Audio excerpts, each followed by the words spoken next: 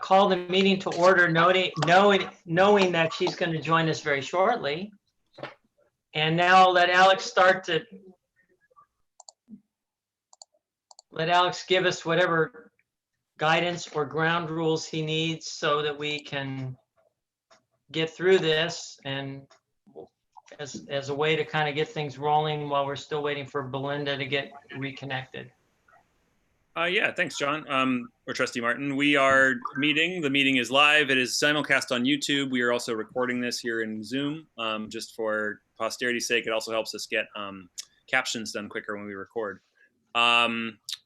If there are any action items today, we have to take them through a roll call vote, which shouldn't be long because there's only 3 board members on this committee, so that should be easy enough. And at the moment, we've locked things down a little bit just to make sure we don't have any Zoom bombs or anything.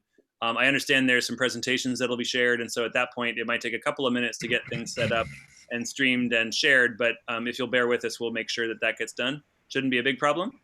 I think that's all I have to say, and I'll try to reach out to Belinda separately on my phone if you want to start, Trustee Martin. Yeah, I appreciate that.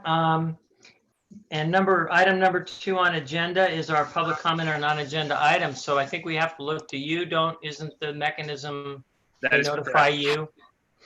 Yes, I'll be tracking that. So far, we have none. Okay. We'll just pause a minute in case. Well, I guess you would have let them in if they're watching, so we know it's just the crew here, correct? Unless you got comments in advance. So I have no comment. Okay, so we then are starting to move, and we welcome Mary Aaron joining in. I see that. Welcome, Mary. And I really wish we had Belinda back because I know she's trying. I think item number 3, if I understand this correctly, is kind of a first pass on what maybe something that comes around again. And we do have Trennis in our meeting, so thank you for joining us, Trennis. Oh, thanks for having me. We'll move on to item number 3, knowing that maybe, Mike, you have to catch Belinda up at some point on anything we might miss on this. Okay. So, Mike, I'll turn it over to you for item number 3, which is our summary of 2020 general obligation refunding bonds. Yes, thank you, Trustee Martin. I'll share my screen. Alex, can I share? Right now, Mike. Okay. We finally, we weren't able to meet as a group after the refunding of our general fund, Measure P bond. And I'm trying to find it here. Mike, for everyone's reference, and I guess you're going to share it on the screen, but yeah. Mary sent us out some documents, and there was a document that came just late in addition to the other documents. Is that the document you're looking for if we wanted to look ahead? Yeah. It's the K&N Public Financing, right? Okay. And if you recall, K&N was our municipal advisor on this deal. Trennis Wright, who's on this call, was our banker. And then we had Ann Lamarina Rowland, who was bond counsel. They did a summary letter of how the deal went. I updated the board through emails, Eric and I did, but this is the official letter addressed to you. And I wanted to make sure you got a copy of it. We refunded, and I'll go through the highlights. We refunded $22 million, and we refunded it at 0.932% interest, which was pretty much the bottom of the market when we did it.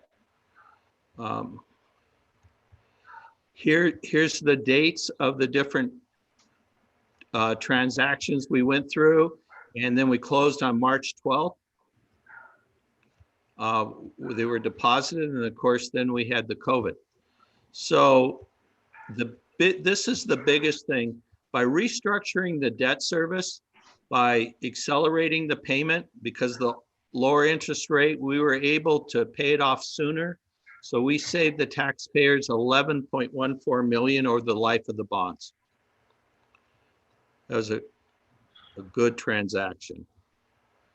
And here's about the pricing. And here's the list of fees that sometimes get lost. But when we talked about the cost of the issuance, this is how they all broke down. So it was roughly 1.3% of the total finance still was cost. Okay, and then conclusions. The other big thing is we had our credit rating improved with Moody's. And I believe that's in this letter also, where they talked about how Moody's upgraded our credit rating. We went from AA1, we went from AA2 to AA1, and Standard & Poor's reaffirmed our AA+. So it's very good credit rating. There's a few community colleges in California with a better credit rating, but they tend to be what they call community funded, where they're funded by their local property tax and not dependent upon the state apportionment. And I don't quite understand the deal, but San Diego Community College District has a AAA rating, and they do receive state funds, but they're grandfathered in on some clause. So, and I'm available to answer questions if there are any from the board. And I apologize it took so long to get this out, but these are strange times. Are there any questions from the members? Did you ask either of the agencies what PCC could do to move up to the top rating? Yes, it'll be very challenging. One of the issues is our reserve, and we have a strong reserve on the unrestricted general fund, but Moody's looks at the totality of our funds and looks at our reserves. So where we have an 18% on our unrestricted general fund, they would like to see an 18 to 20% of all our funds. That would be a considerable amount of money to set aside. We are have one of the highest credit ratings.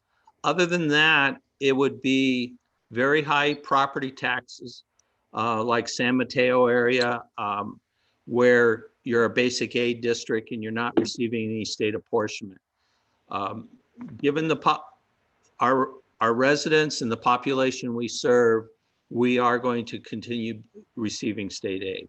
So I'm still working on it and seeing what I can come up with. But I believe we have very strong credit, and it would be tough to take it to AAA. Thank you. I want to jump in briefly. This is Alex Buckelhide. We had a voice caller join the line. Trustee Brown, is that you? Yeah, that's me. My computer is not working. Thank you. We're now all here, Trustee Burton.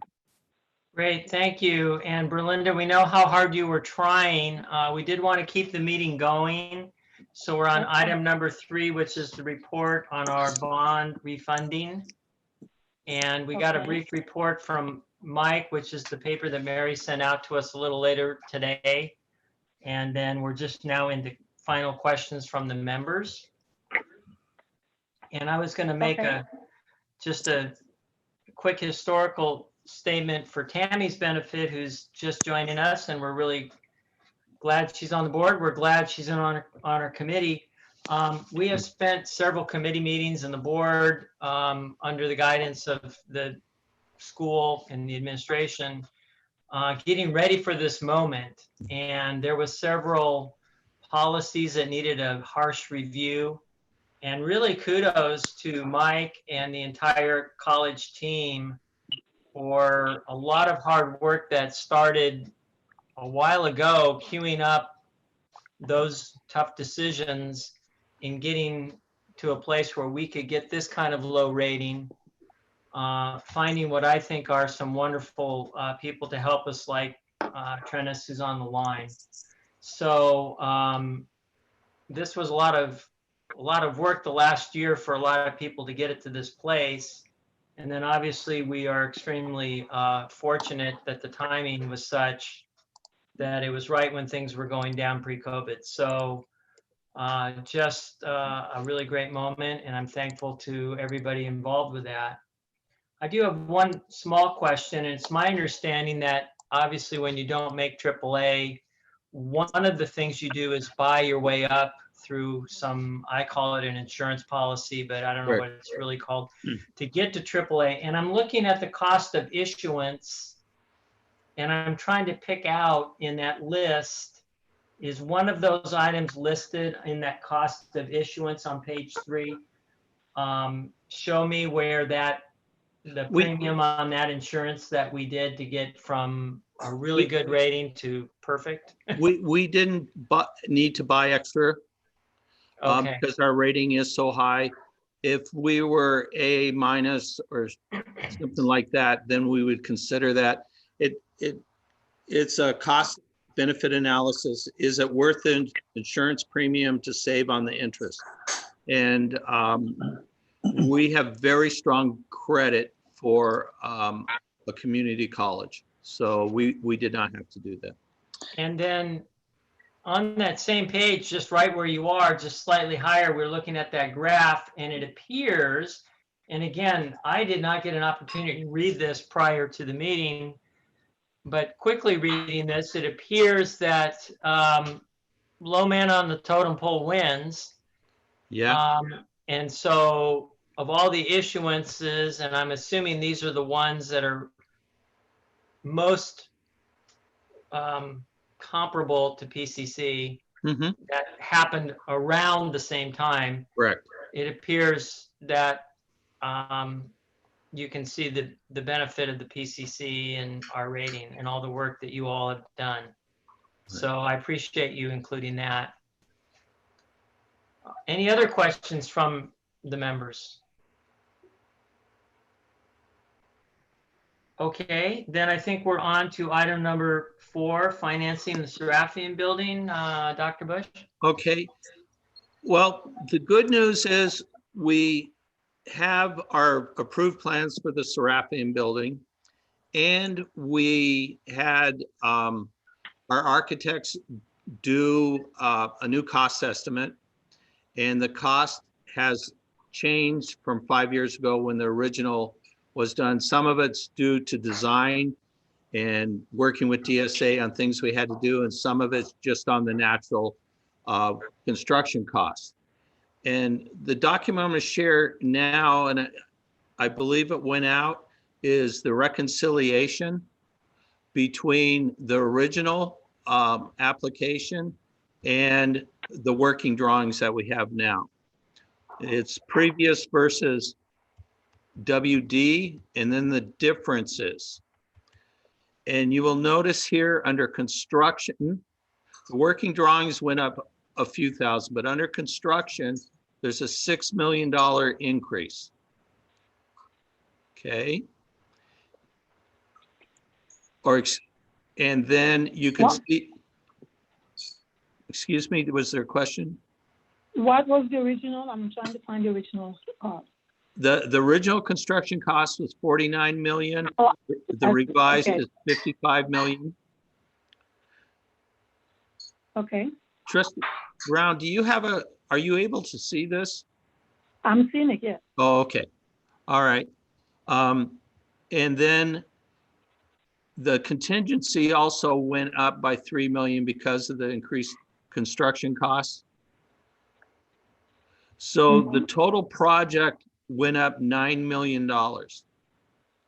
So where we were looking at a total project cost of 58 million, it's now 68 million. Okay, so of that 68 million, what is the state going to pay for, and what does the district need to pay for? So on the JCAF 32 this is the form that's filed with the chancellor's office. And so they have the total cost column, then they have the state funding, what they'll pay, and then the district's funded is separated between state supportable and non-state supportable. And what that means is there's things in this the state agreed to replace the building. So in the final building, there are costs in that are not reimbursable.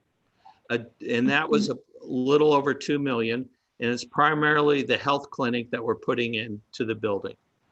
The second thing is the cost increases. They agreed to pay 45 million. That's what they're going to pay. So everything else is on us. So when we get down to this delta, we have the 11 million and the 12 million. Those two deltas we need to come up with money for. So that's roughly a $23 million cost that needs to be borne by the district. The state will give us 45 million and we have to come up with 23 million. It's important to note that it's $1 that they pay the 80% on.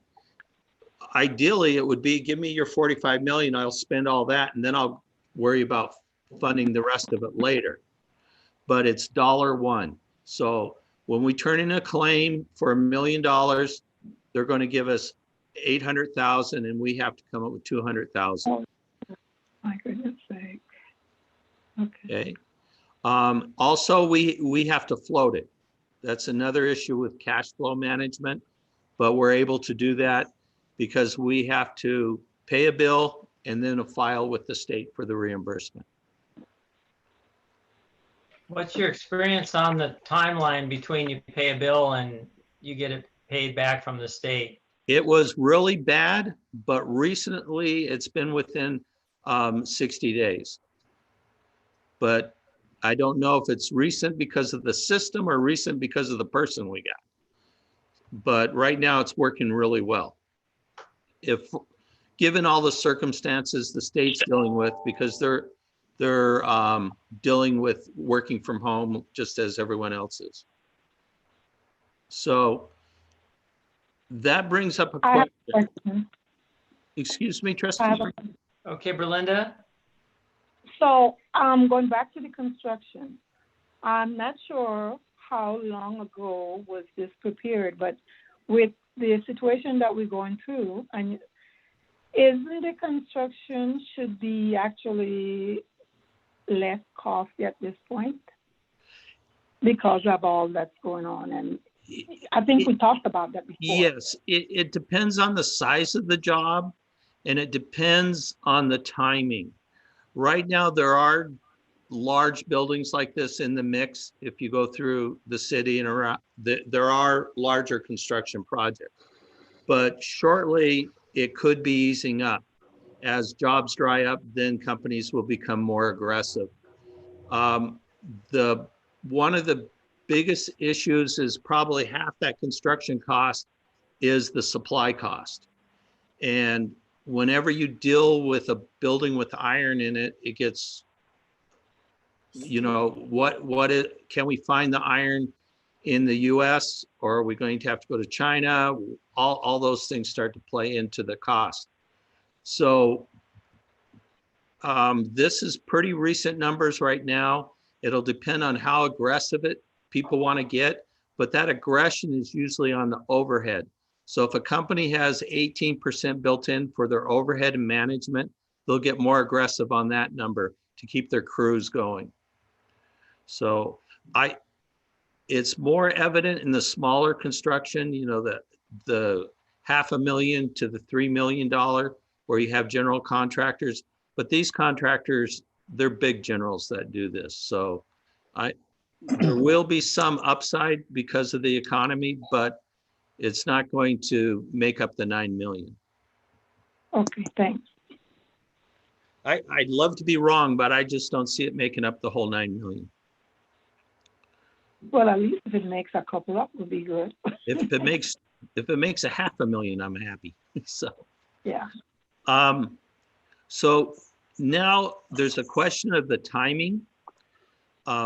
Today, this afternoon, I learned from Richard Lorette that the state is behind their approval process. So it goes to the Department of State architect, then we fill out the JCAF, we forward that with the plans, with our bidding documents we're proposing to use to the Chancellor's office. Lon up at the Chancellor's office, she's going to review all the documents, the plans, and sign it off. Then she has to send it to the Department of Finance. We literally FedEx these documents to her home because she's working out of her home. So what normally would be a few-week process, she thinks is going to be a month or more to get the approvals. And she's just being honest. So consequently, where we were up against the wall trying to get something, a shovel in the ground before July 1, she has requested that the budget roll over into next state fiscal year. So we're no longer have that immediate slap. We got to get something ready right now because she doesn't feel she'll make the timeline. So she is still saying we need to move on the project once it is approved, but we can move on the demolition. The plan was always bid out demolition and then bid out the construction separate. So 2 phases. So when we enter into phase 2, now becomes a question. And it's somewhat of an unknown, but we're no longer in a panic that we're going to lose the funding if we don't break some ground by June 30th. So that's some relief. But that being said, if we need to come up with 23 million, and I don't want to get in a discussion of the general bond because that's a separate decision that the board needs to have. Just talking about a bond election, the economy, what's the right timing? That I just wanted to present the concept of a COP, a certificate of participation. And I asked Mr. Wright, who's our banker, to give a presentation on a COP and talk about rough timelines and how they're structured. And we can structure them different ways. And they have different implications for payback, different implications for if we want to pay them off early, how we can capitalize interest or not capitalize interest. And just like with the refunding, there's a lot of ways to cut the pie up, and we have to figure out what's the best fit for the district. Good news is we're not going to figure it out tonight. We're just going to have an introduction into COPs and how they work, and then we'll have more conversations about it as we go forward. So before he launches, Mike, let's just pause and see if there's any other thoughts or comments on what you presented here on this page and the project itself.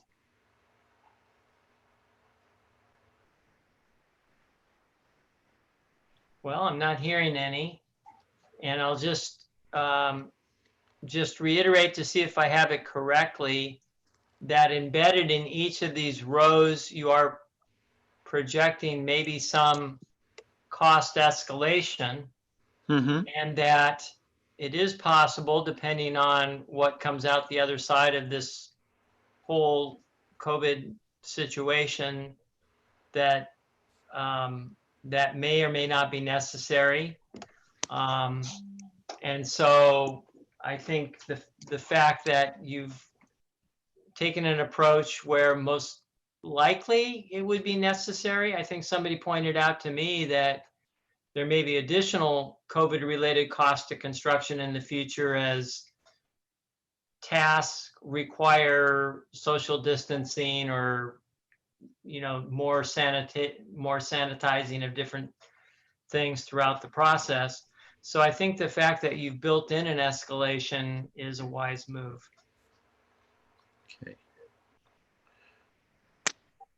Okay, so then if no other questions on that page, we can go on to the COP you were discussing. All right. Yes? Yes. One last call for question, comment?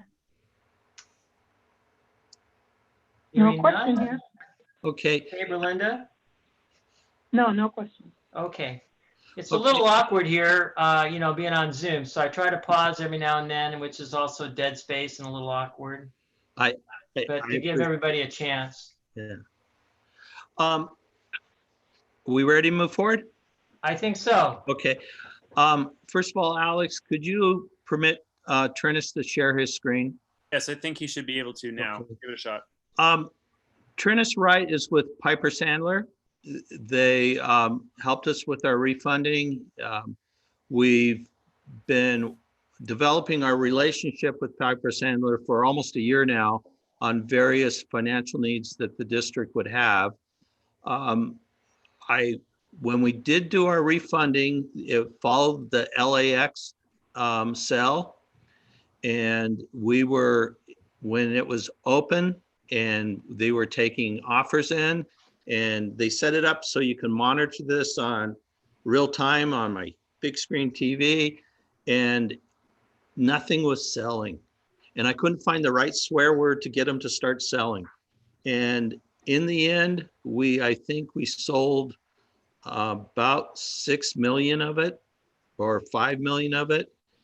And then Piper Sandler stepped up and bought the remainder 16 million of the bonds and then sold them off later in the next few weeks after that.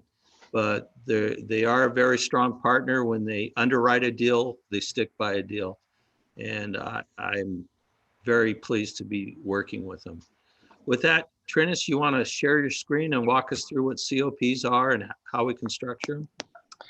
Yeah, when you say share my screen, I didn't upload I'm on my iPad, so I don't have the Okay. presentation here. Would you like me to? You'll have to tell me when to switch.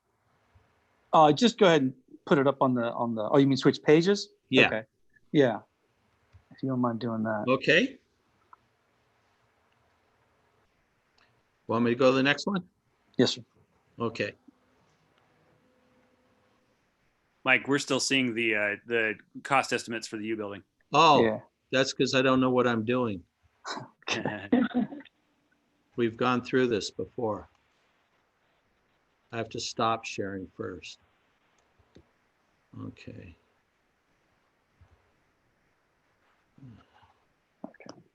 You know, my son tries to teach me, but I'm a really bad learner.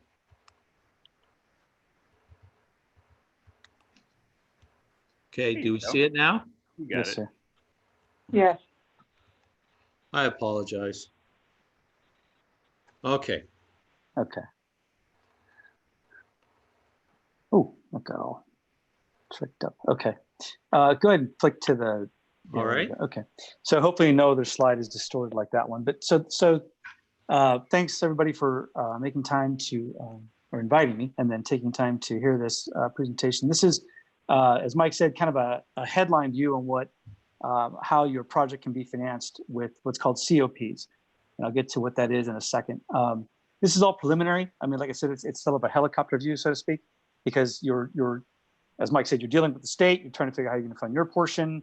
And then in the background, you have the prospect of maybe a geo bond measure in the fall, but everything is kind of up in the air right now. So this is all very preliminary. I want to start with that. So the first one is just a couple of basic points about what I understand about the project. We have an estimate of 25 million. I know Mike said 23, but I mean, for round number's sake, we just use 25 as the headline number for the purposes of this presentation.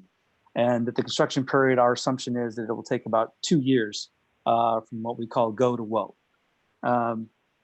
So the second bullet is that one of the funding mechanisms you could use, and probably the most prevalent for something like this if you don't have existing geo bond authorization, is a COP. A COP is nothing more than a fancy term for lease financing. So what we're about to walk through is more akin to leasing a car than it is to mortgaging a house.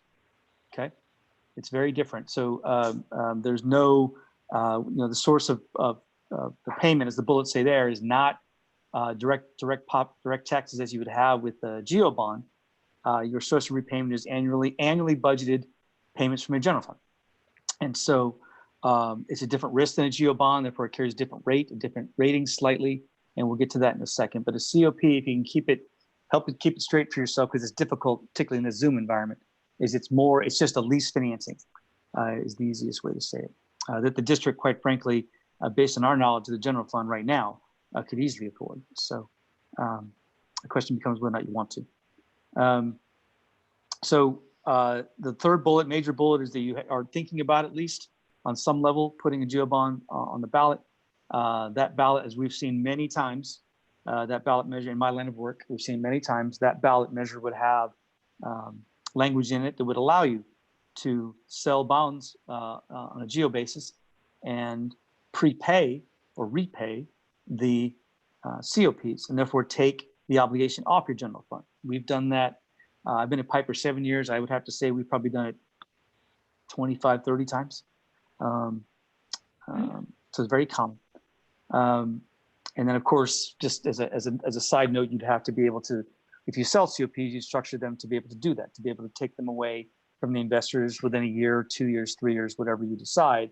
And being this is what's called a negotiated sale, the terms are extremely flexible. So you could pick when you wanted to take them off the market. The final bullet, and I'll go through market conditions with you in a second, but final bullet is just to let you know, I know there's a lot of, you hit the market with the GEO bond on probably the best day possible, and we'll show you that in a second. But I think the concern is, hey, even if we move towards selling COPs, is there a market for them? And I would tell you on March 23rd, it would be difficult to answer that question, yes. But since then, every week, the market, my market for tax-exempt bonds has been getting better. And I would say we could comfortably sell your bonds. We say at 490 there on the page. I would say that's probably a high estimate, but it's based on a couple things. One is, of course, what we call the benchmark rate, which is, I'll show you that in a second. It's called MMD. And then the margin that investors would add to that rate, just like the way you have a mortgage that's based on a 10-year U.S. Treasury. Mortgage companies add a margin to that to determine your mortgage rate. This process is no different. And then one of the major, one factor that might or will affect the pricing of your bonds is when you want to take them away from investors. So traditional call might be 10 years. So you might give investors 30-year bonds, but you say, hey, you're going to be able to hold these for at least 10 years. But if you've got a GEO bond measure looming in the background, then you might want to shorten that to 1 year, 2 year, 3 years. It depends on when you want to go to the electorate, and then when you want to take that obligation off your general fund. So we've assumed the worst in all three cases, and assumed that 490 you could comfortably get away with for the purposes of illustration today. What is the worst for the time on a callable, Travis? That it is that 490. If you had is that 1 year? Yes, sir. That's a 1 year call? Yes, sir. Okay. And so if your question might be, or one question might be, hey, what are we gonna, if we went ahead and carried this obligation for 10 years, call it, which is kind of the maximum anybody does. But if you want the extremes, if you said, hey, what is our cost of capital if we take this out for 10 years on our call, I would say that would probably be roughly 100 basis points cheaper, 390.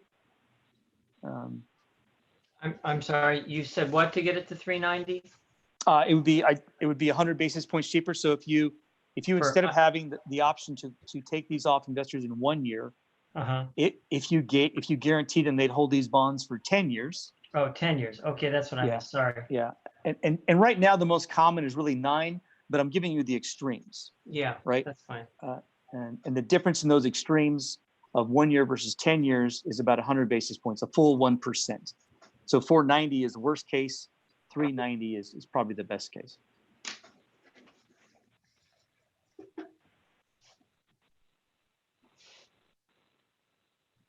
Okay. So page 2. So this is the elements of a COP. There's a little more than this, but these are the major ones. The first one is the leased assets. So the district would have to decide what asset it wants to put up under the lease. Okay. So there's a couple ways to do this. One is to put up existing assets. So you could put up your administration building. You could put up your parking structure. The more essential the asset is to the district, the better off you're going to be as far as a rate. I worked on one for a city, and they tried to put up an empty lot as their leased asset. And that was never going to go. So they put up a fire station instead, which for a city is an essential purpose asset. For you guys, it would be something like your admin building or your parking structure or structures. The main thing is it's got to be essential. The other main thing is it has to have enough value, right, to substantiate the lease payments. So if you're going to raise, let's just use nominal numbers. If you're going to raise $25 million, you got to put up an asset or assets under the lease that are worth $25 million. And what's your risk? Because people think this is a risk of, hey, if I don't make my lease payment, let's say a year from now, 3 years from now, whatever it is, 20 years from now, you have trouble and you can't make your lease payment, I'm going to lose this asset. Someone's going to take it off me. Well, if you just think about the logistics of that, if you put up your admin building or your parking structure, who wants that, right? And so the way these work is you're not mortgaging those assets and you can't lose them. What you're putting up is the right to use and occupy them. So you basically lease rights, right? Occupancy rights. That's what you're giving up if you don't make your lease payments. I've been doing this 20 years. I've seen one district have a problem with this, and we sorted it out with that middle thing, the reserve account, before there was ever a use problem. But it's not to dive too deep, but in the two examples you gave, if a parking structure qualified, and I know we have a COP on a parking structure, worst case scenario, we were to lose it, I guess somebody would they might have the opportunity to take control of the parking structure and charge whatever parking rate they wanted, kind of idea, or is it just doesn't get to that? It's just we end up leasing and paying more money back from them. Yeah, the fact that it's a revenue generating. Right. That's a good question. I would say it never gets to that, because when you think about it, if you have bondholders out there that hold your COPs and they want to get paid, and they have a trustee in charge of those default provisions, in essence, enforcing those default provisions, the trustee would have to find the wherewithal to go and take over the facility and then lease out those spaces, right, on a monthly basis or pay-as-you-go basis, maybe, to generate enough revenue to even make it worthwhile to the bondholders. So the answer is yes, but if you put up your admin building, say, which is probably more likely, to take over the occupancy and use of an admin building is it doesn't make any sense, commercial sense for anybody, right? So that's why in these, I've never seen a default yet in the 20 years I've been doing this. But if it happened, or when it happened, when there's a trouble payment, and it was a credit out in Imperial County, we sorted it out within a time frame where they drew on their reserve account that they'd set up, but they never missed a lease payment, and life went on. So a lease asset is pretty much a collateral, right? Yes, ma'am. Collateral suggests that someone can take it off you. Physically, they can't take title to it, but they can take the use of it away from you. Yes, ma'am. Got it. Thank you. Okay, and then you want to go on to the credit rating? Sure. Yeah, and that's leased assets, probably the most difficult concept to explain. So this should go a little quicker. I know you have an evening to tend to, everybody. So the credit rating. So like Mike said, you have the highest possible rating without being a community supported or what's called basic aid district on your general obligation bonds. COPs that are backed by your general fund are generally one notch below. So if you're AA1 by Moody's, you would be, your general fund, your COPs would be AA2. And if you're AA plus by S&P, you go down to AA from them. So that credit impact, COPs aren't priced the same way that GOs are priced.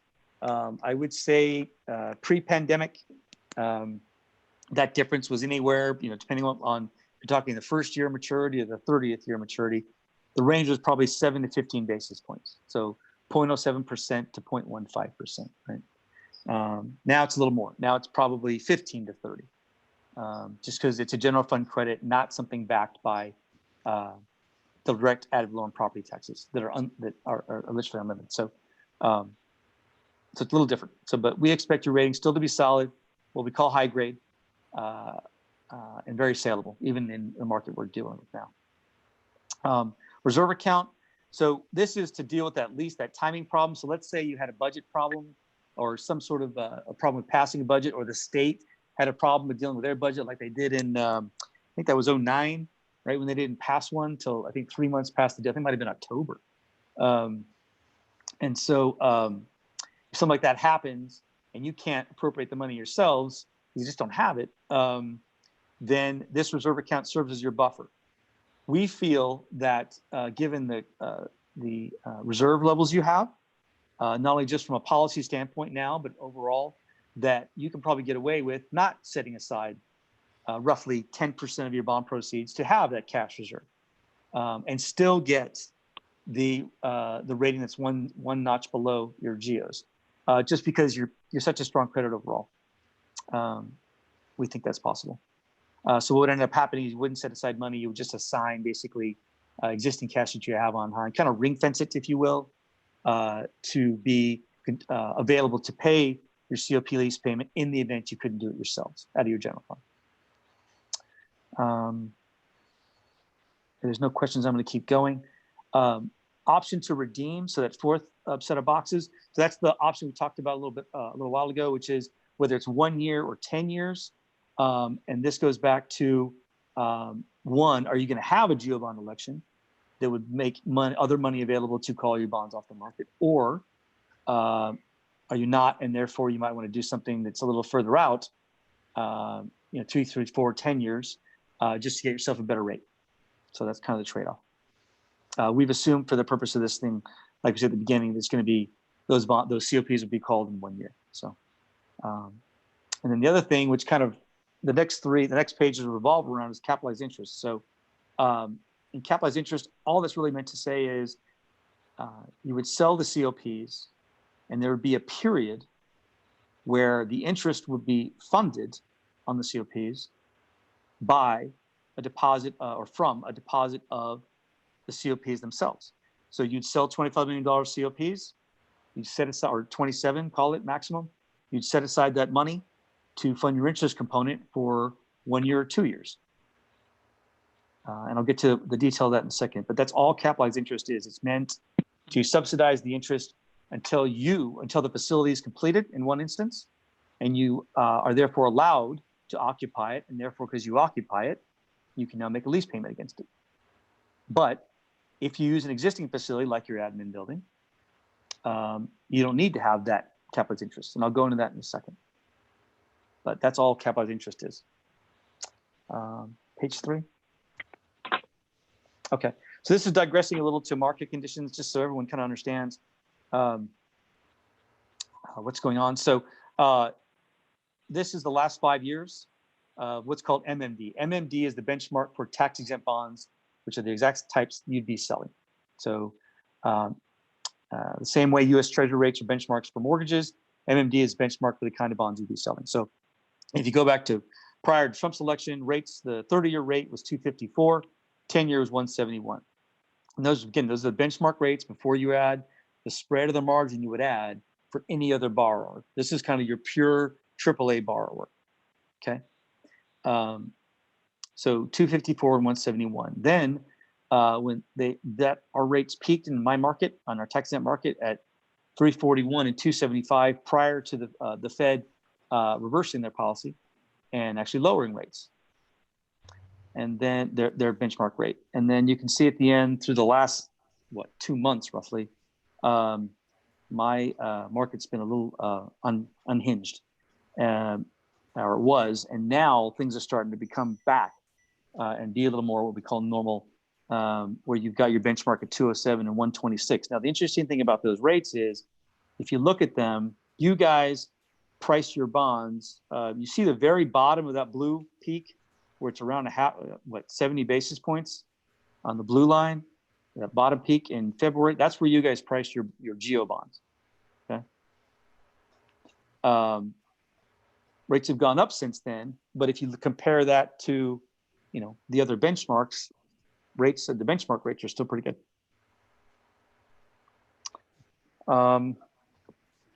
Any questions on this? Well, I have a question. Okay, go ahead, Berlinda. No, I said I had none. Okay. So this is an unfair question, and I don't Sure. really want a very long answer. Okay.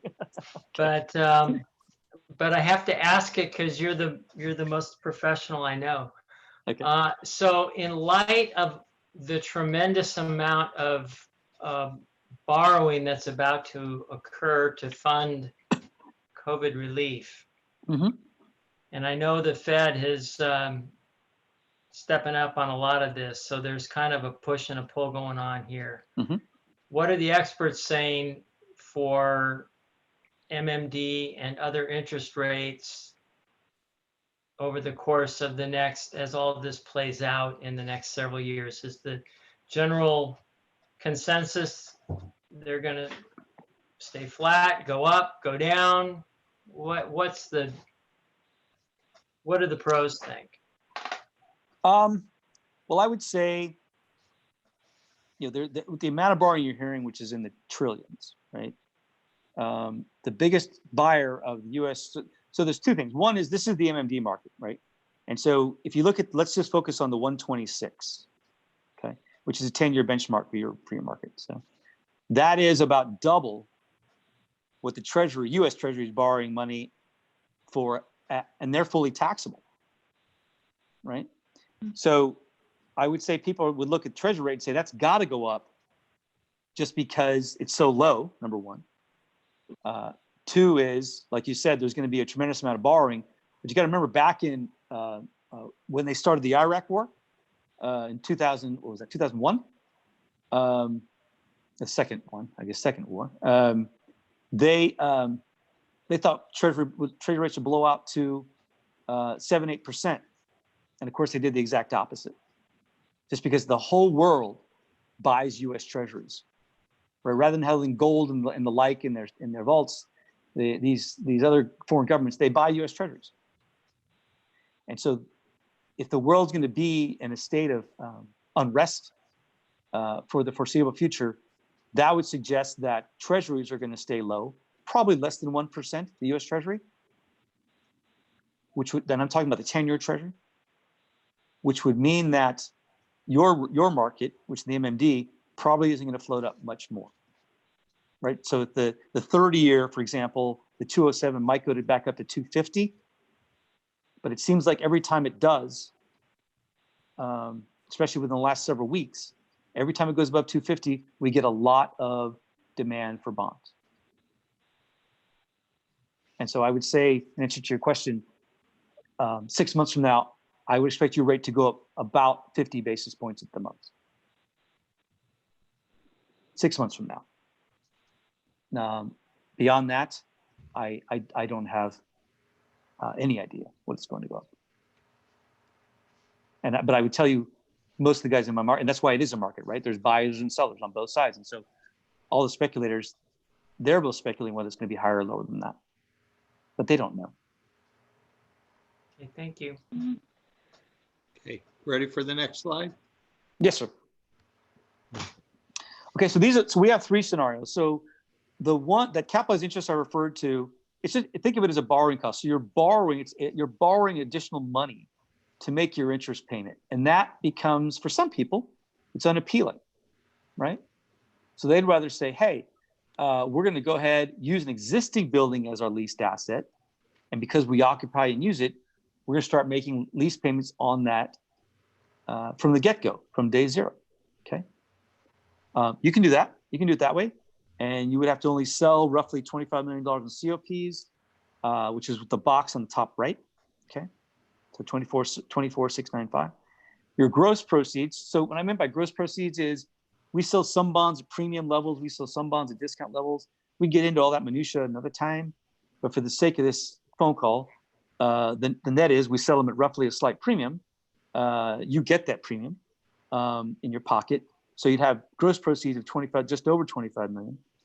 You would have the third line, zero capitalized interest, because you said, in this scenario, you're saying you're going to put up existing assets. You're going to start making lease payments right away. All-in rate, we've kept it constant across all three scenarios, about 490. Debt service to maturity is roughly 48 million. So not even twice, and that's 30-year financing. So it's not twice what your number is, but it's almost twice. And if anybody knows mortgage finance, and you tell somebody refinancing their loan at roughly 3.5%, 4%, that's about what they pay, about twice over the life. But what most people look at when they do finance is they look at what they're going to pay every year, and that's what that number on the bottom is, that $1.6 million. That's what you would pay out of your general fund every year if you want to do this scenario, right? Which overall is the cheapest. However, the one thing overhanging this thing is, are you going to pursue a geo bond, pass it, and then pay these things off? Because that has two implications. One is you probably wouldn't your call feature will change to the 1 year term we talked about. You'd have a 1 year right to refinance your bonds, which affects the rate. But two, if you pay debt service payments on COPs prior to them being fully repaid by geos, those payments that you made from your general fund are not reimbursable. And that goes for this scenario and all other scenarios. Okay. Which is why you ask you to say that again real slow. Sure. Yeah. No, of course. Yeah. So I'll say it another way. So because capitalized interest is the borrowing of additional money to make your interest payments. Okay. That money, right, when you go to refinance these bonds, you'll get that back. Interest paid is interest lost. Well, yeah, but if you borrow 25 million, you're allocating 2 of the 25 to pay interest, right? And I'll show you the other scenarios in a second. But because that money is coming out of your par, if you pass the geo bond and you want to sell $25 million of geo bonds, right, to repay 25 million COPs, you can do that. But if you make a lease payment on COPs out of your general fund, okay? If you make a principal interest payment or just an interest payment out of your general fund, you cannot get those monies reimbursed from geo bond proceeds. Okay? The interest payment portion or the interest and principal payment? Both. Both or either. Both. Yeah. So any payment made out of our general fund cannot be refinanced with a geo bond. Correct. Yes, sir. You cannot get Any reimbursed. cash payment. Yes, sir. There's no reimbursement for that. I have a question. I'm not sure I fully understand what you said. Okay. So basically, that $1,607 that's at the bottom, your lease payment, Yes, ma'am. that you have to pay every year, and you will not get that back, right? You'll not get it back. Is if you wanted to try and refinance that with a geo bond you successfully passed, if you paid that $1.6 million in year 1 and you sold geo bonds in year 2 to prepay your COPs in full, you can do that, but you're not going to get that $1.6 million in year 1 that you paid from your general fund. I think this will become clearer when you show us maybe scenario 3. Okay. And then when you show us scenario 3, I think you can point out the portion that we would be able to get refunded that we would not get refunded under this scenario, because I think I understand it now. Okay. And I know 2 is a quasi between 1 and 3, so you might go to. Yeah, think of it this way. Everything that's blue or gray that you pay from your general fund, you cannot get reimbursed. Okay? Okay, Yeah. unless you do it like, okay, if you pay it in advance of selling geo bonds, right? If you pay it in cash and you sell a geo, like I said, year 1, if you pay that that bar, the blue and gray bars in year one on page 4 in 2021, if you pay those bars, and then you come year 2 in 2022 and you sell your GO bonds, then you can get every blue and gray bar wiped out in front of that. But the gray and blue bar in 2021, because you paid it in cash, you can't get that reimbursed. So Trennis, show us slide scenario 3. Just jump to 3? Okay. Jump to 3 because it's the exact opposite, and show what the Okay. orange bars mean. Sure. So this scenario is, hey, we don't know, from a logic standpoint, we don't know if we're going to put a GO bond on the ballot. We don't know if it's going to pass. We know how long our construction is going to take, and we want to use the Serafian building as the leased asset, assuming it has enough value to support the lease. But so therefore, you would go from selling roughly $25 million in COPs. You look in the top right box to selling $27 million in COPs, right? And then the gross proceeds is a little more because, like I said, some we priced at a premium, some at a discount, but overall it's a premium. So you get more than 27, so roughly 28 million. But you've said, okay, I'm going to set aside 2 years worth of capitalized interest to pay years 1 and 2 while construction is going on. Okay, and you can still use the admin building, but I'm just using Serafian building because it makes sense, right? So I'm setting aside 2.6 million. My debt service goes up, right, to 51 million for those 30 years, right? Why? Because you've deferred the repayment of principal in essence, right? Because you're not paying any principal in years 1 and 2, you're deferring to later on. You defer principal and you try to keep a level payment.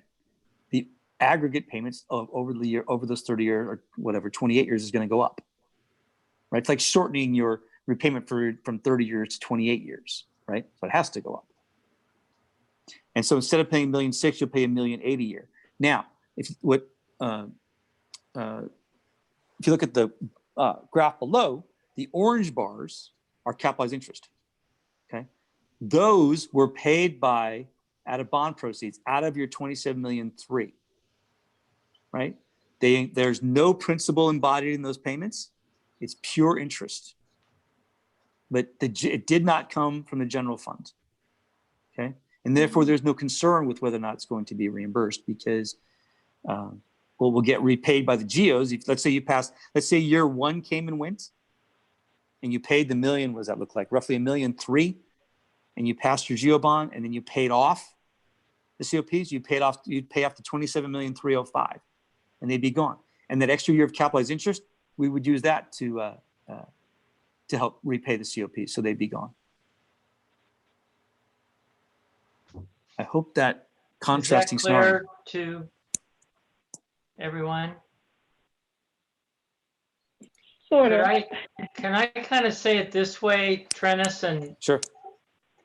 so if I look at these, I call them orange. I don't know what color, maybe they're tan, but orange bars. In essence, that's the additional amount of money we're paying to forego having to start making our payments for 2 years. That Correct. if I totaled that amount, if I looked at, that's the difference you show up here between the 51 and the 48, or the 27 and the 25. Correct. Why would we spend an extra 2 million or an extra 4 million over the life of the loan? It's because we don't have to make a payment for 2 years. Therefore, the entire amount of the debt can be refunded by a GO bond, and our operational funds, there won't be any dollar coming out of our operational funds to cover this debt. So we're paying that extra 2 orange bars as a premium, with the benefit of knowing or hoping that with a GO bond, the entire debt will get covered by the GO bond. And we never had to use our operational funds to support any part of this debt. So to me, that would be the trade-off you're trying to point out, is it costs us more, it costs the taxpayers a little more, we have to make an assumption a GO bond's going to pass. But on the flip side of that, the benefit is it's not costing us $2 million out of our general operations in the first 2 years. Is that a good summary of the trade-off? Am I understanding that? Yeah, I think that's good. More or And less. then there's the middle ground, which is scenario 2, Yeah. which we can or which cannot is- go through, but it's up to you. Which is half of both. Yeah. Berlinda, does that? So basically, we are gambling on the fact that the bond will pass, because if it doesn't, then we're stuck. Is that correct? Well, Mr. Martin, if I could interject, Sure. Trustee Brown, it's buying you more time to have a bond pass. So rather than November putting it on the ballot and needing it to pass, if the board was to say this isn't the right time, we want to go in 18 months at the next general election, you'd have that option.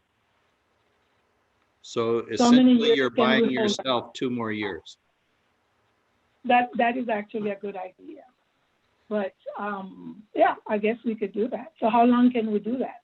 Let's say the economy does not get any better, things are bad.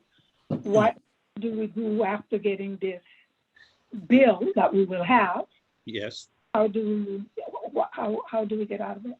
Well, in 2023, if there is not a general fund or a GO bond to to pay off this COP, we would start making the payment of $1,832,000 every year until there was a GO bond to pay off the rest of it. But Okay. most likely between 2021 and 2050, there's going to be a GO bond somewhere in there. But So Okay. again, the we're board not, would be committing to $1,832,000 a year starting in 2023. so again, we're not attempting to make a recommendation or a decision or anything like that tonight. We're trying to just get our first pass on understanding some of the potentials of what we can do and some of the decisions we may need to make in the future if we decide to go with these options. So Tammy, this has to be a lot for you to absorb all in one whack. And of course, I know you've got a little bit of, some financial background, so some of this is probably absorbing faster for you than maybe somebody else. But how are we doing on helping you along and understanding where we're going here? Well, the last discussion we just had made it, brought it to, what I think it is. So I think the discussion about the general obligation bond as, giving us that 2 years till we get a general obligation bond. And if the economy was roaring like it was, say in January or February, would it be we would not consider scenario 3, but because of the uncertainty, now we're considering scenario 3? Is that? I think it's just the professional's responsibility to kind of lay out some options for us. And this is just the first pass of doing that. And again, option number 3 is obviously based on, the benefit of 3 is solely based on a relatively soon, a GO bond passing. But it gives us a cushion of time. But it definitely gives us a cushion of time. So, and then without even just, to say it, option 2 is kind of like splitting the baby a little bit. Right. A little less time, a little less money cost. So I think the discussion has been healthy for me to just understand where we're going with all this.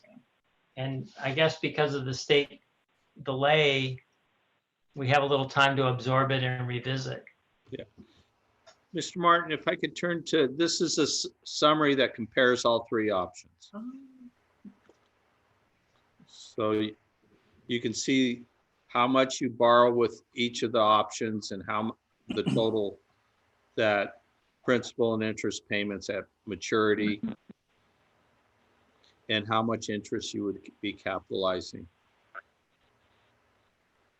Yeah, so the sum is that, you know, for every year, so your base is $1.6 million if you want to start paying right away, and then it's for every year you want to go out with capital interest, it's roughly $100,000 more in lease payment when the lease payment is on the general fund. So and I guess the only thing I'm not seeing here, if I'm understanding this all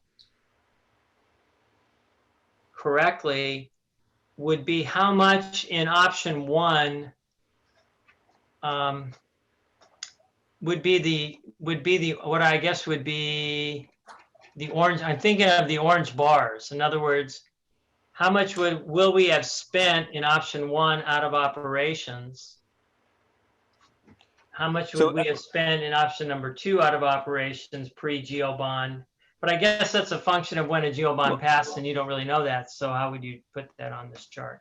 yeah, well, out of operations, it'd be the lease payment, right? So after year 1 in scenario 1, it would be the $1.6 million. It'd right? be the $1.6 million. It'd be $1.6 million, and then year 2 would be $1.6 million, and so on and so forth. Yeah. And, So we're and deferring, right? Well, no, Okay. in scenario 1, you're not deferring anything, right? And you're just putting on the general fund from day 0. Yeah. So the answer is $1.6 million a year. Correct. And then if you wanted to give yourself a year's worth of breathing room for whatever reason, your payment would jump to roughly $1.7 million, but that wouldn't start for a year, right? Yeah, I think this has really helped me a lot to understand it. I hope others are. Yeah, but and so you know, I know this is a discussion about the GeoBond process, but you know, and the economy and all those things, but there were an awful lot of GeoBonds that passed in 08, 9, and 10, an awful lot. And if the board or anybody wants to hear stats about, you know, our experience or even just the industry's experience in California with this whole thing, we can get it together pretty quickly. So, but I know that's not a discussion for today. Yeah, not really a time for discussion on geo bonds, that's for sure. Berlinda? Yeah, I have a question. So it's no question that we really need to get the U building going.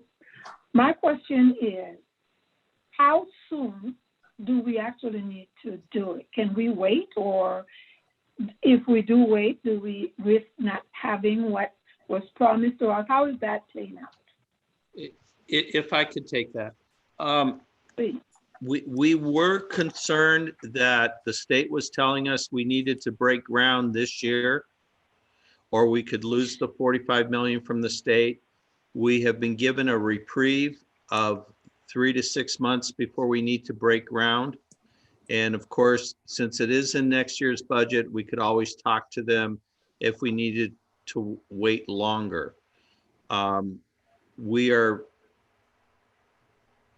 queued up to go to bid for demolition, which is breaking ground, as soon as the Chancellor's Office and Department of Finance signs off on our plans and bid package. They think they'll have that done late June, early July. Then we'd go through a bidding process. As far as needing the cash for the construction phase, that would happen probably 90 to 120 days after we start demolition. So that's even further down. There could be a scenario if everything was perfect in the world, we wouldn't need a COP to bridge finance the building.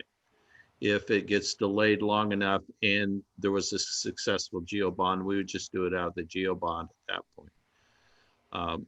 It's right now, all we're trying to do is understand what a COP is and put it in the toolbox for the board for when you are making decisions on how you want to proceed, how you want to structure a COP. One of the nice things, if you recall, Trina said it's a negotiated sale. So if there's if we want to talk about how long before we call it to get a lower interest rate, or how much we want to capitalize on the interest, we can work all those things and then sell it. So that's one of the beauties of a COP, that it's a negotiated sale. So Thank you, Dr. Booth. Question. Can you say that again, Tammy? Oh, I have a question. Is issuing this bond going to muddy the waters at all for when we want a huge bond for the facilities, to fund the facilities master plan we're contemplating? correct. This isn't really a bond. This is a COP. It's like a lease. It's a negotiation. We're borrowing the money like we were leasing a car, but with a lot of zeros on it. Yeah. And then, so when we go for a geo bond, that's something else. And and our bond counsel can help us with how we have to structure it, but it has to be in the bond language to the voters that we're planning on paying this off. So the voters know that. But to further answer her question, Mike, I think this is something the board can do without voter approval. Correct. So there won't be general a, obligation bond does not have voter approval? A general obligation bond does, but a COP does not. so we wouldn't be, doing a, not that the college ever does do a campaign on a bond, but there's no public campaign necessary on a COP. It's a board decision. They're obviously up to the public on the GO and up to the public if they want to refinance the COP that the board may have done. Right, but I'm just thinking we'll go to the voters in 1 to 2 years asking them for this bond, and then we're going to come back to them pretty quickly for a much larger bond to finance our facilities master plan, right? So not exactly, because we would not go to the voters for this COP. The board could vote to do this in and of its own at a public meeting with public comment. And then later, we would go to the voters for the first time that we've gone to the voters since our Measure P. Right. And say, we'd like to fund, Right. we'd like you to fund PCC and the projects that we want to do. And one of those would be paying off the COP the board voted on as a bridge loan. Oh, so in 2 years, you're actually contemplating a much, much larger general obligation bond that will fold this into. That would be, I mean, that is totally up to the board how they want to do it. But it would be a tremendous amount of effort to go to the voters for a GO bond for 25 million just to repay this.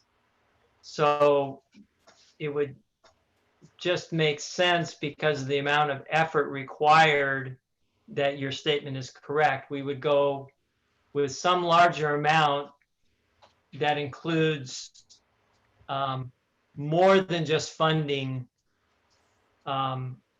this 25 million, probably some phase 1 that we've been viewing on our facility master plan, or phase 1, 2, and 3, or however you want to slice and dice all that. But not that you couldn't do that, but most likely because of the effort required, the amount we're going to go to the voters for will be significantly higher, and ask that one of those projects be paying off the COP bridge loan.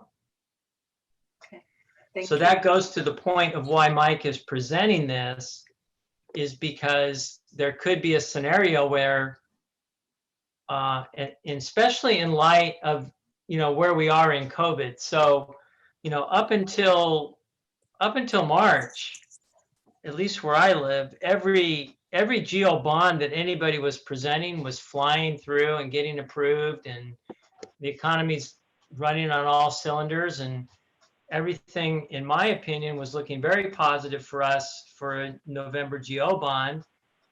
Then we had the primary where several district's bonds failed, which I was a bit shocked, including one in our own district with the city of San Marino or San Marino. And then you enter COVID. And so as we start to think of the ramifications of COVID in the voters' minds, and, we haven't done any polling. So, what I'm saying is just me thinking. Obviously, we want to do some polling and get some, there could be a lot of angst and concern out there in voters right now about a large amount of bond.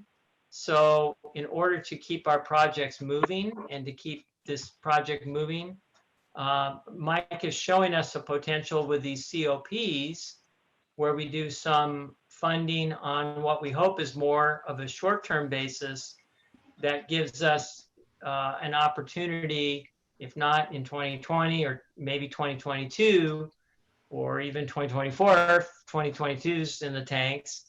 It gives us a way to keep the project moving, our number one project moving, and still go back to the voters and get most of it refunded. Did I hit that scenario properly in your opinion, Mike? Yes, you did, sir. Was that helpful, Tammy? Did that make it clear, or did I just confuse you more? No, very helpful. Thank you, John. Yeah. Okay. And then we It's have a lot to absorb. I just, I just can't imagine. Then we have the last slide talks roughly the different steps we would have to go through from when we started till we closed. And if there's any questions regarding this, you also have a copy of it, but it just gives you an idea that if we, at the June board meeting, we said we wanted to do this, we would not close until mid-August. So we're looking at a 6 to 8 week time frame that it's going to take between when we start before we have cash. Did I say that correct, Trennis? Yeah, this timeline is a little stretched out, just because my understanding was that if you needed the funding, it probably would need it till mid-August. So we just backed in the mid-August. So, but yeah, a typical process would take probably no more than 8 weeks. The main date is the one that's highlighted in orange, which is the board date, when everybody's ready to kind of really commit to the borrowing. And once we know that, we can move pretty fast from there. But that's the main date. And we're not saying we're going to bring this forward on the June 17th, but we wanted to have an illustration. So Yeah, the board, it's not like we can say in August, we need the money and we call it Trennis August 1st and we're able to get it funded that quick. So there's some legal steps we have to go through to do it. What happens if we miss that June 17th date? It just kicks the can down the road. So I don't believe we'll need the funds in August right now, but our original scenario when everything pre-COVID was running, was our target date. It's now being extended out. So we just need to keep in mind from when we think we're going to need the money, the board needs to be taking action 2 months prior.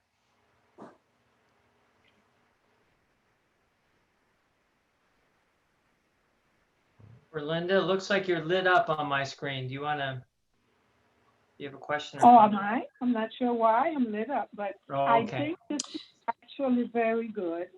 It's a good presentation, and it's good to get an understanding on where we're headed. I'm not sure about how fast we can move, but there's no question that we probably going to have to go down this path that you're paving, because we do need the building, but it's almost a little scary.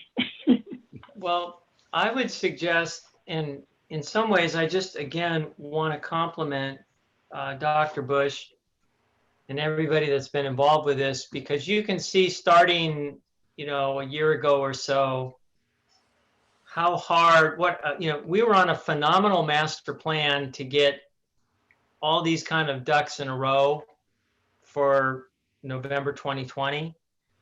We had every reason to believe that that would have been a wonderful period to go out on a GO bond.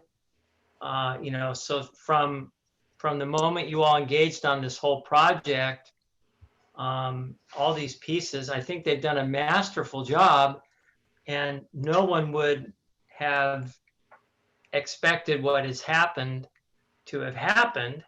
So we, in this circumstance now, are in the same position that everybody in the world is in, and you're trying to come up with A, B, and C scenarios based on 20 different criteria that make it extremely difficult.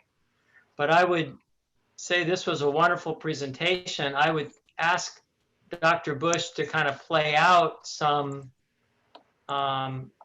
potential timing scenarios, because the timing is now a little muddled in my mind, now that it's being delayed by the state, now that maybe November 2020 may or may not be as promising as it was before.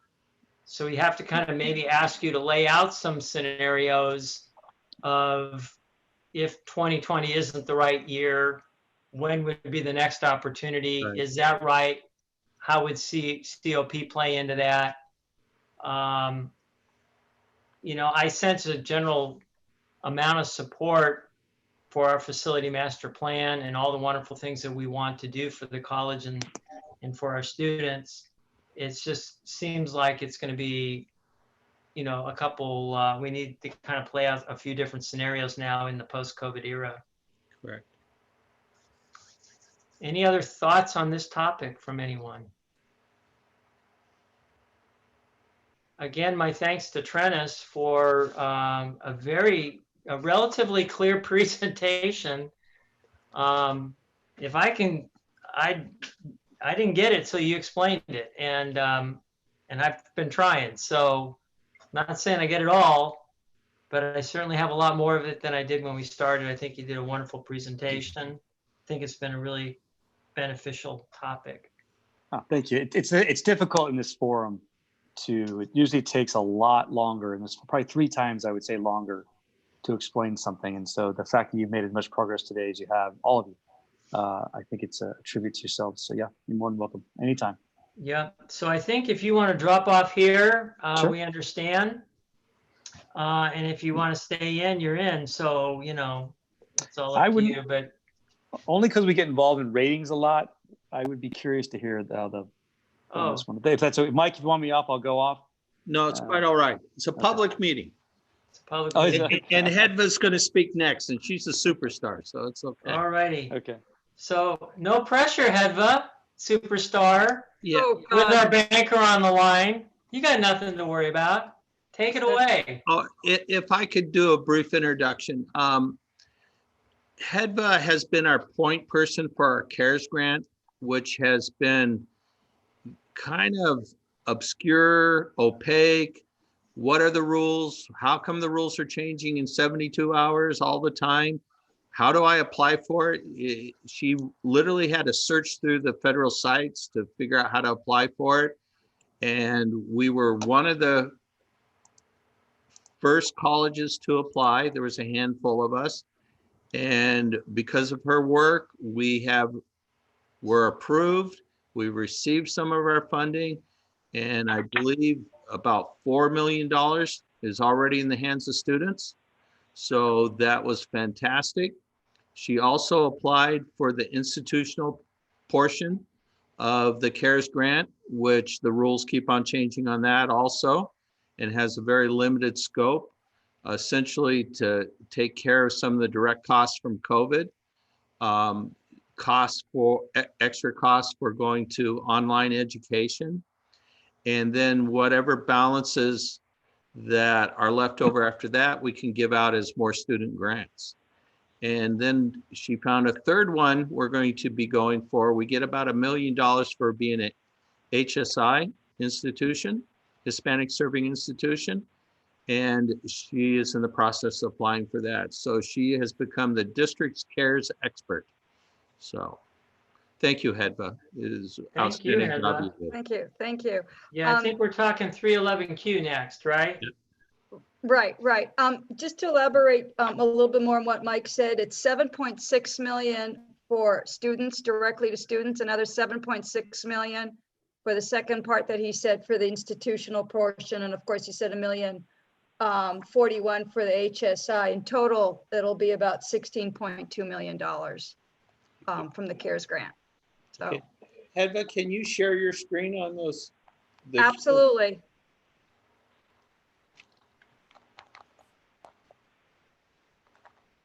Okay, I'm gonna, can you guys all see this? No, You cannot? I see you. Alex, does she have the ability to share You should, yes. Heather, are you using the share screen option? I the green I- button? I am. Huh. I hit the word share. Strange. Oh, you know what? Okay, let's try again. There we go. There you go. Okay, Oh, okay. Can you see it now? I see pick an account. Yeah, we're looking at your login to your Microsoft account. Really? Interesting. Okay, let's see, how does that? Try stopping the share using the red button at the bottom. And then if you share again, you should be able to pick the window you want to share. Okay, hold on. Bear with me. It's fine. Okay, what am I doing wrong here? Okay, stop share, you said. Yep. Yeah. Okay, Now try again. Hit the share new screen. share screen button. Okay. Okay. Did that work? There we go. No, that's Yeah. email. That's your email. My email. Oh, that's your email. Really? Okay, let me stop share again. I'm not being very good. Okay, share. I could swear I'm hitting the right thing. This one. I apologize. How about now? There you go. Perfect. Oh, thank God. Yes, you got it. Okay. The first report is just the projected operating statement. I use this report before I do the 311Q. And just to highlight some of the differences between the adopted and adjusted budget. This is what was approved in July. The adjusted budget is various budget augmentations we sent to the board every month. So that's what the adjusted budget is as of 3/31. And then I do a projected for the year. We have the actuals and the projected. And the major difference is a $6 million reduction in my projected actuals. And that has to do with P1 and the deficit factor. There was about a $6.3 million difference between what was P1 and what we put in our adopted budget. And if you scroll, well, not if you scroll down, anyhow, when you go down here, can you see that? Can you guys see the little hand that I'm pointing with? Yep. Yes. Yeah. Okay, great. So we projected that in the academic salaries, we will have a savings of $2 million from vacancies, positions that haven't been filled. We have a savings of about $1 million in employee benefits, and that's from the STRS refund we received. That wasn't in the adopted budget.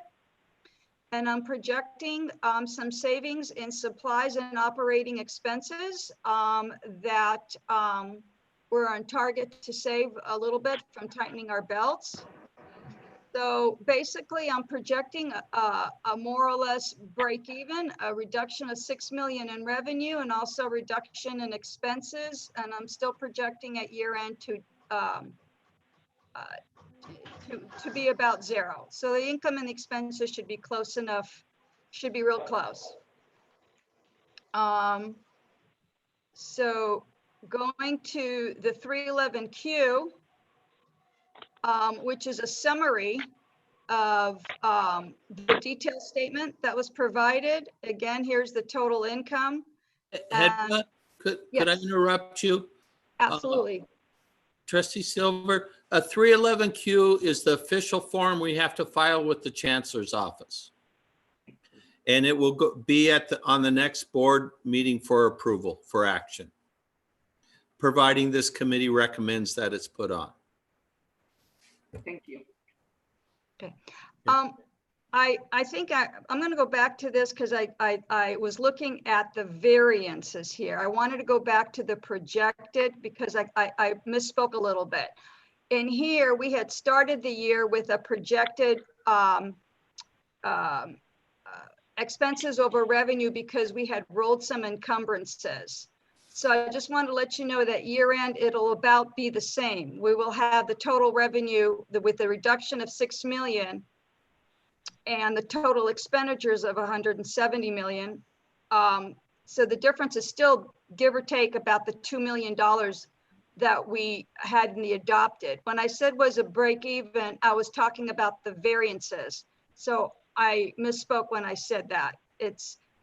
We will be in relative to the same position as the adjusted budget when it comes to the income and expenses.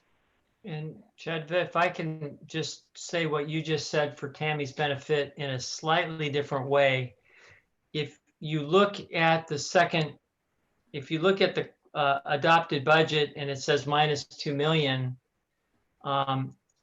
what happened was there were projects that we were supposed to accomplish last year where we had the funding to do it and the money to do it, and we didn't get them done in time. And so they moved those projects into this year, and that was about $2 million worth of projects. What happens is that being a not-for-profit organization, that there's no way to defer the revenue that was originally budgeted for those projects to make it look like it's all breaking even.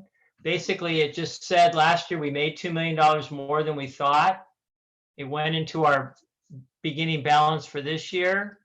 And now we're going to do those projects and we're going to look like we lost 2 million, but we're going to be right where we wanted to be when we started 2 years ago and made $2 million extra last year and spent it this year. I don't know if that helped any, but I'm trying to give you the idea of the history here of what happened. Thank you. That's exactly perfect. Thank you, Trustee Martin. So when you take this schedule and you collapse it, we do our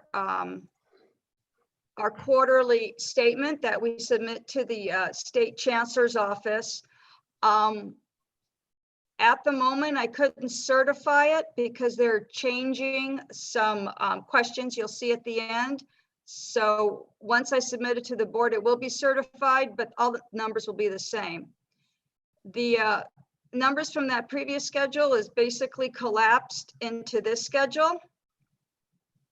You just have the income and the expenses. Again, this is what Trustee Martin was saying, which was the revenue over the expenses last year was 2.9 million, which went into our reserves. And so we're just dipping into those reserves for the expenses that we are completing this year. We'll still be maintaining close to the 18% general fund balance as it relates to the total expenditures. Our cash as of, and this is a general fund, unrestricted and restricted, as of March 31st was almost 50 million. And some of the quick questions, we did settle some contracts as of March 31st. The cost for those contracts for this class, for this fiscal year, which by the way is included in our adopted budget. This was salaries and expenses. The board approved a 3% increase. And this is kind of jumping around. And there's just some quick questions. It asks if there was any significant events. And I just listed the general financing that we did for 2 million. And and that's it, really. Okay, And any this- other questions or comments?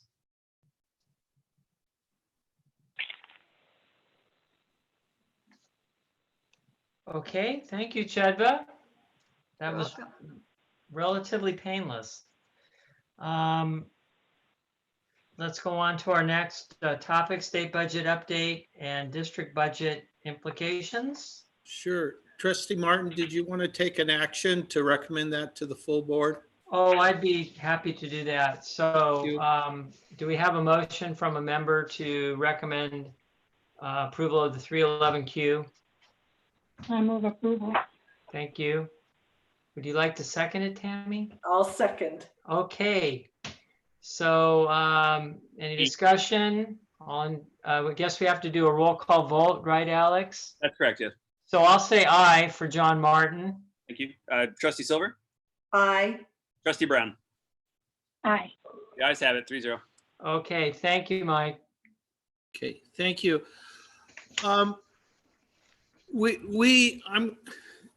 don't have a fancy PowerPoint for the budget presentation.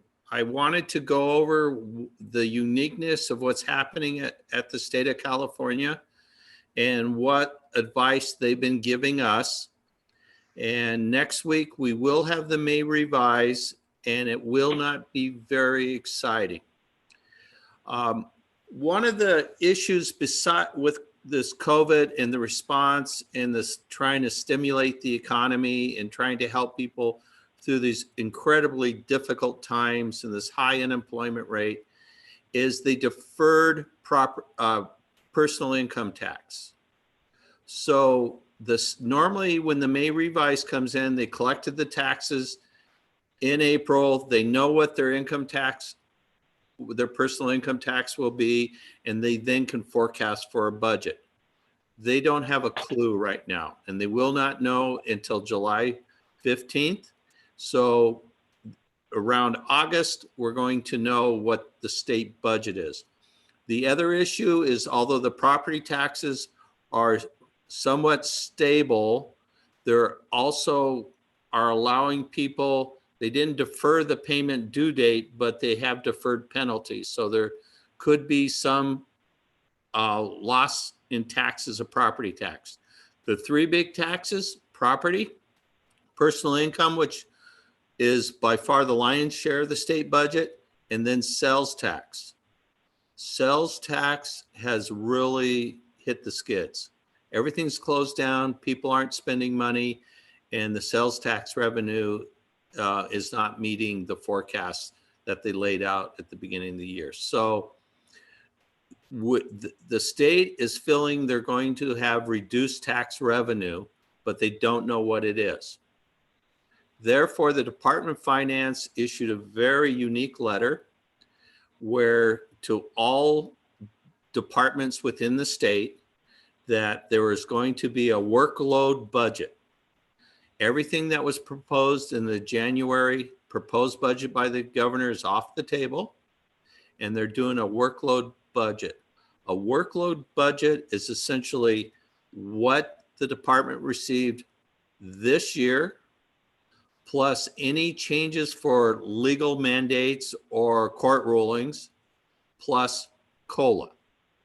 And that's what the budget will be. There will be no new projects, with a very narrow exception. The Senate Appropriations Committee, Senator Ting, said he will consider anything COVID-19 related, anything wildfires, and anything homeless. But other than that, it will not make it across the Senate floor. So we're expecting a very modest May revise. Now, having COLA sounds promising, but we received an advisory from school service that the COLA was rebenched and it's coming in slightly higher, 2.36. However, they said there is not enough expected revenue in Prop 98 to fund the COLA. So our funding is basically determined by Prop 98, which is the K-14 proposition that determines how much state apportionment K-12 and community colleges will get. In that, there's 3 tests. There's the test 1, which is basically 39.5% of the current general fund. That's what we're currently in our current year. Test 2 is what we received last year, adjusted by the gross income, personal income, and growth of the system. And they look at K-12 ADA growth. Test 3 is whenever the tax revenue doesn't match what a test 2 would be, they then do the current adjusted taxable income plus 0.5%, which sounds nice, except that also means a decrease. When the taxable income's going down, that's how they ratchet it down, and we get 0.5% above that. That test 3 is technically Proposition 111, which was passed 2 years after Prop 98. And it's appearing that we're going to be in a test 3. It also has this bizarre notion of a maintenance factor where they graph it and they figure out what the delta is. And then in future years, when tax revenues improve, they'll pay that delta off. They won't give us lost money from years past, but they'll start to close that delta to put us back on track. And that's called the maintenance effort. So next week, we will get the May revise. It will be fairly bland, and then we will be rolling it forward, and they'll pass a budget in June. And when I say we, I mean the royal we, the state, passes a budget in June, and then they're looking at an August revise right now, where they'll have a special session once they know the tax revenue, and then they'll adjust the state budget. It used to be we're talking about budget enhancements in August. Now they're actually starting to talk about adjustments, and adjustments could have a downside. But the system is advocating for community colleges, and we've gotten some kudos from the governor that in tough economic times, the community colleges play into the economic recovery of the state, whether it's people building skills or people pursuing educations. We figure into the economic recovery of the state. So we're hopeful our needs won't fall on deaf ears, but there's an old saying, cash is king, and there's only so much money, and it's a pie. You'll hear Erica often speak of a pie. There's not extra money. It doesn't grow. It's cutting the pie up, and what's the share? So as our share grows, someone else's share shrinks. So that's the Sacramento lobbying stuff. So what are we going to do as a college, given this unknown? We're going to be rolling forward our budget with very minor puts and takes, just our obligations. It'll be a balanced budget. We'll go through adoption of a tentative budget like we do every year. And the process is before the end of June, we have to adopt a tentative budget so we can make payments in July. Without a tentative budget, we can't pay payroll, we can't pay bills. And then after the state adopts their final budget, we either by September 15th or 45 days after they adopt their final budget, we have to have ours done. We believe we'll go with tentative right now until they change their budget in August, and then 45 days roughly in October, we would have our final budget done. Mm-hmm. It's somewhat unsettling, not knowing for sure, but we are in a good financial position. We also have a lot of wiggle room with our payroll costs because we do have a lot of hourly that we can hold back on hourly.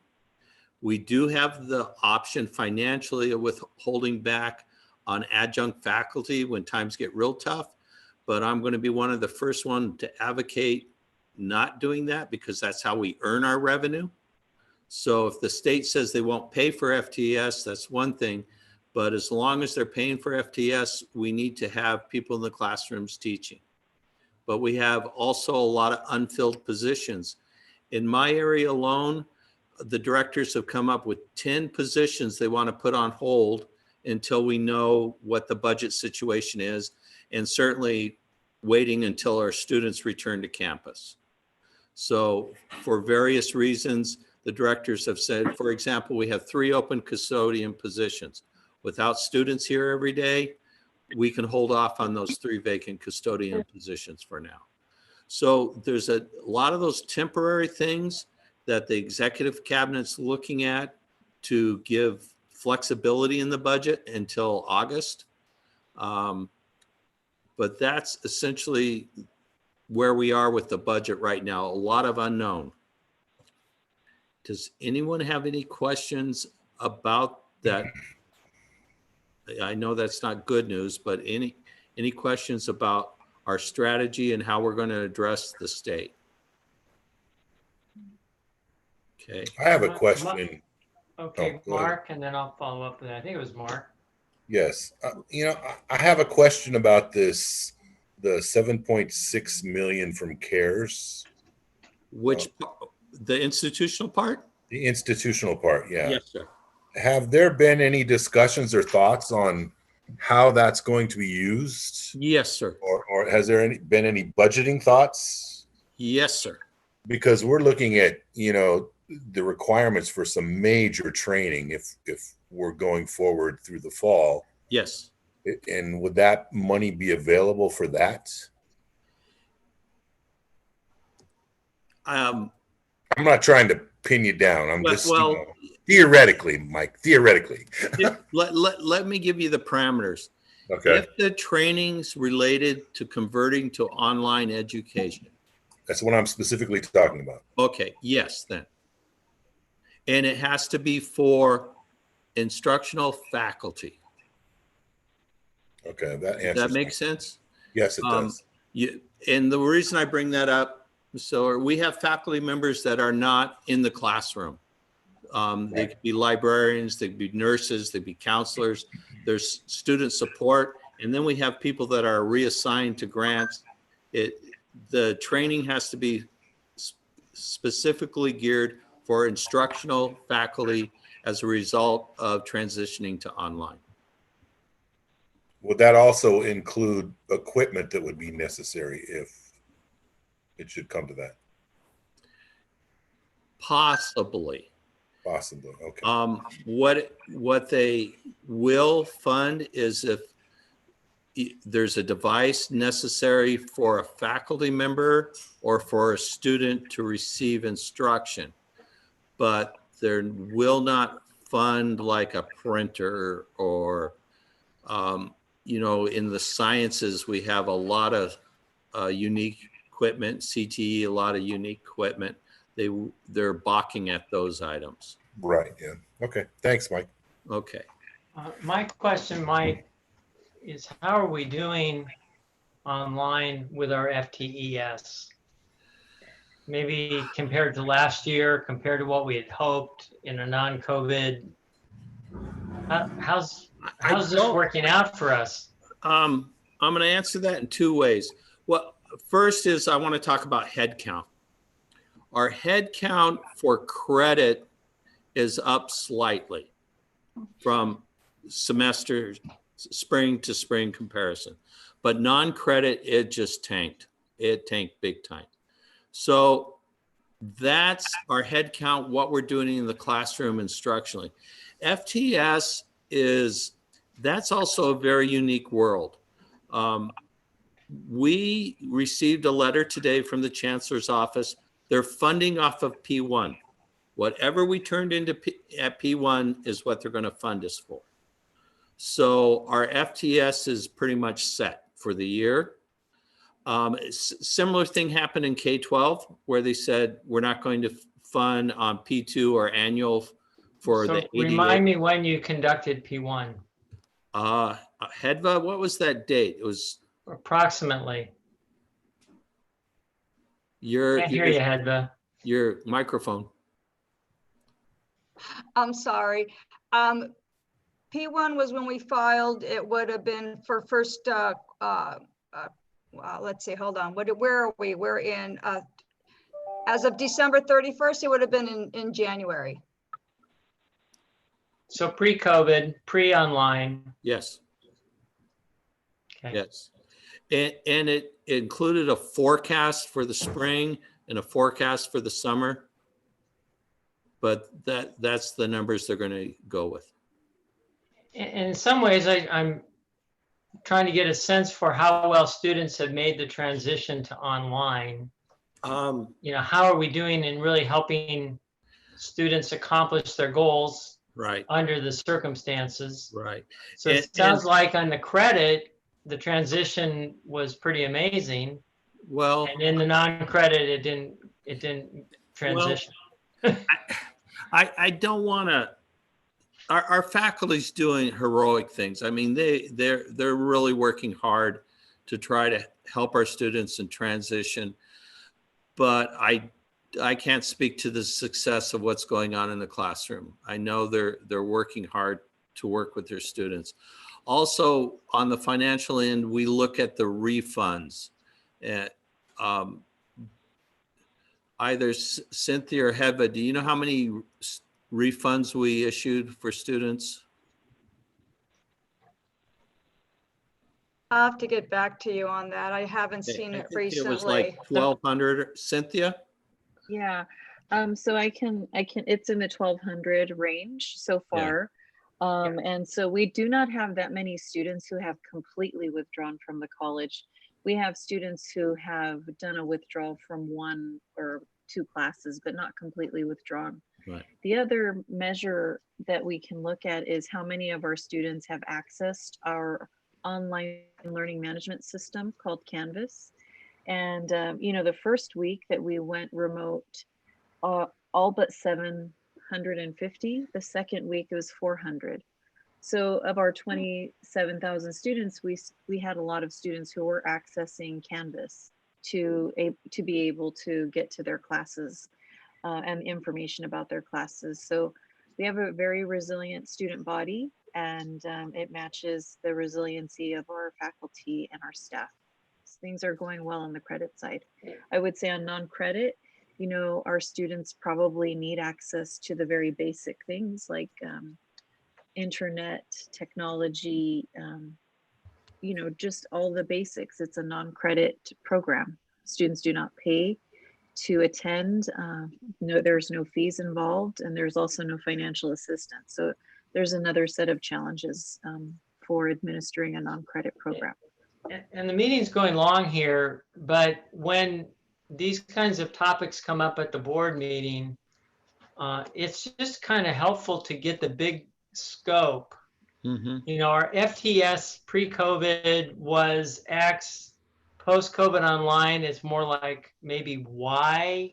Mm-hmm. That's not any kind of judgment on anything other than we know what COVID has got to be the most cataclysmic event to hit the world in at least the last 100 years. So, but it's important to kind of have those big picture parameters. Okay. And I'm sure you're all thinking about the future and whether it falls online or whether it's what it is and how do we do it with social distancing. I'm sure you're thinking of those things. And it has just a lot of future ramifications that I don't expect you to have the answers to. But just knowing kind of the raw data of what happened going through this is just helpful. That's all. So, all right. I'll speak with Dr. Anajanis and see what we can put together for the board meeting. Yeah. And again, this is obviously a cataclysmic event. Correct. And so there's absolutely no judgment here on anyone. What the college accomplished and the speed to which we got online with so many is phenomenal. It's just highly complimentary, but I just am curious where we are. So, okay, we're going long, so I want to bring it in here. Okay, so the next item, the budget calendar. Normally, we would have our May revise, then we'd build our tentative budget off the May revise, and then we would have the state would adopt by the June 15th, governor signed before June 30th, and then by September 15th, we have our adopted budget. That calendar is going to now have a midpoint in it of August 15th, where we think the state's going to issue the revised budget. And I'll have a slide on this for the board meeting on these dates, comparing a normal year to what we're going to do this year. Unfortunately, it means we're going to have to pause on initiatives on the campus. And if we've gone through this with the executive cabinet about how we're going, for example, resource requests that we went through a whole process on.